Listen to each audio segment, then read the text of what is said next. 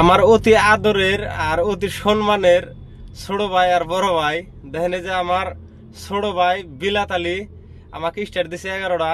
তারপরে আমার ছোট ভাই আনসার আলী আমাকে স্টার দিছে 11টা। তারপরে আমার বড় ভাই তাজনুর ভাই আমাকে স্টার দিছে 3টা।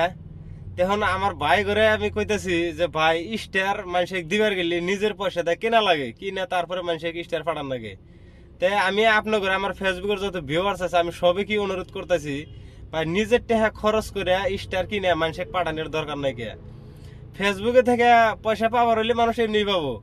আর আমি ফেসবুকে ভিডিও বানাই, ভাই আমার পয়সা লাগবে না, আমি পয়সা নিকাল ভিডিও ছাড়ি না।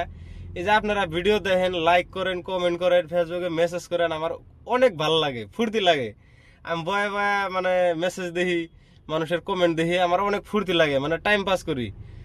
দেশ বিদেশ ঘুরি, গাড়ি চালাই, এক সময় এক জায়গায় থাকি, তে মানুষের কথা কয়, মানুষের লোকে কথা কই, আমার ফুর্তি লাগে। কিন্তু ভাই আপনারা পয়সা দিয়ে স্টার কিনা আমাকে পাঠান লাগবো না, আমার স্টার লাগবো না।